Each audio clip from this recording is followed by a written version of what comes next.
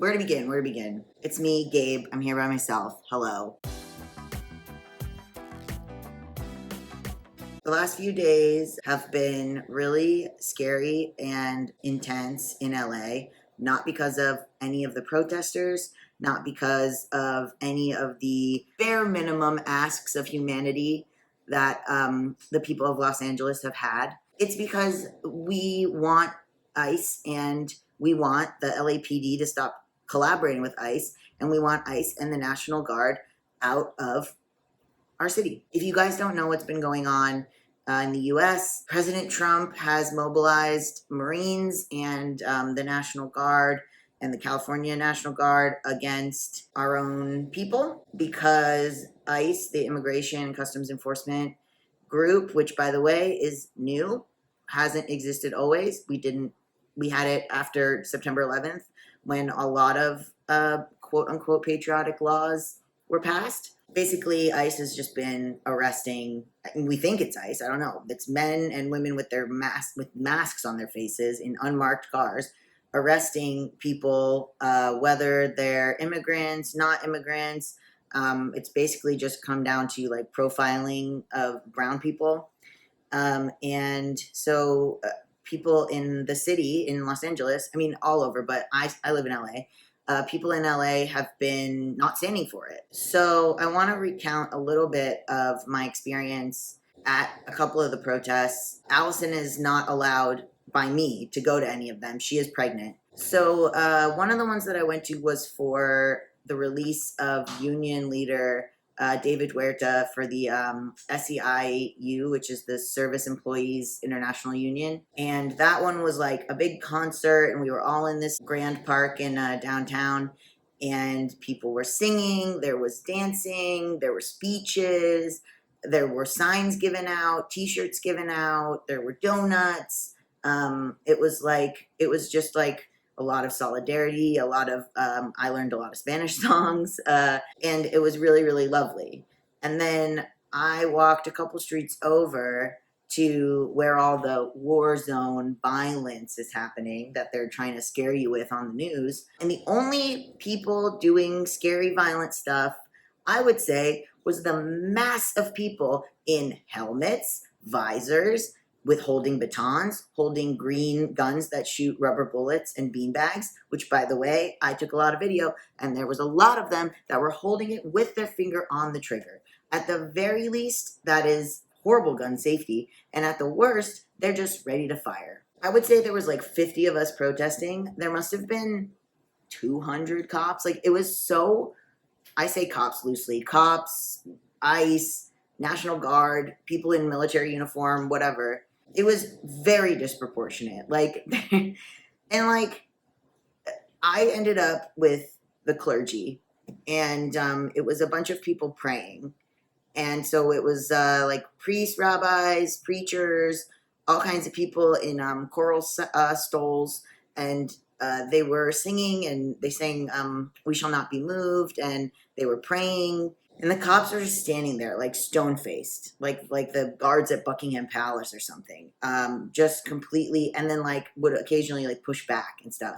And these are like, not to be like, oh, you shouldn't hurt old people, but these are like elderly guys. The rabbi was a young woman, but like older men who are these preachers and pastors and priests, and it's like, that's what's scary to you. And they would try to drive their armored vehicles, like they could have gone around. They would drive them purposefully, like kind of through us to like as bait to see if we would do anything.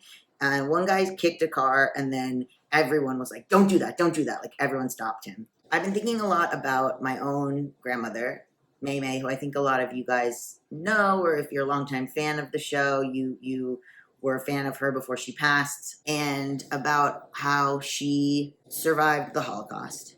And I think we brush over how things like that start. Like, I talked about this on my Substack, but basically the playbook of what our president is doing is not far off. And I'm so curious what other countries think about what they're seeing. I guess I'm trying to figure out, because I'm past the point of thinking that it's overreacting. I'll overreact 10, 50, 100 times a day. before I'll underreact. But I guess, like, what is the US's perception around the world now? I see people commenting all the time, like, oh, I would never visit there, or oh, I had all these ideas for like what the US, was going to be like from television. So, like, I guess like Hollywood, California, or like New York, whatever. And they're like, I'm never going to do it. I'm never going to go visit those places I saw on TV. And I am just wondering, like, if we have fans from all over. If you're from another country, what is your perception of what's going on in the US right now? What do you think is happening?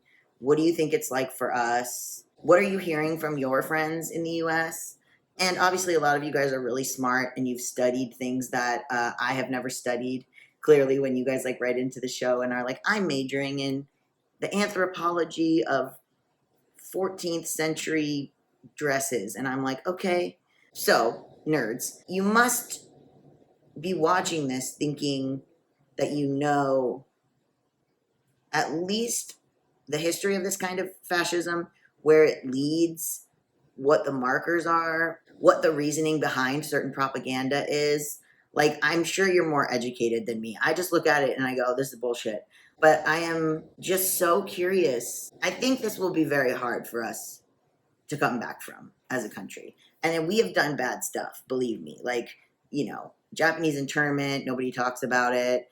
I just learned that the Dodger Stadium was built because they literally tore down Mexican family, like 3 different neighborhoods, thus destroying their their ability to have generational wealth, and then promised them they would give them new houses, and then built Dodger Stadium and then never gave them new houses.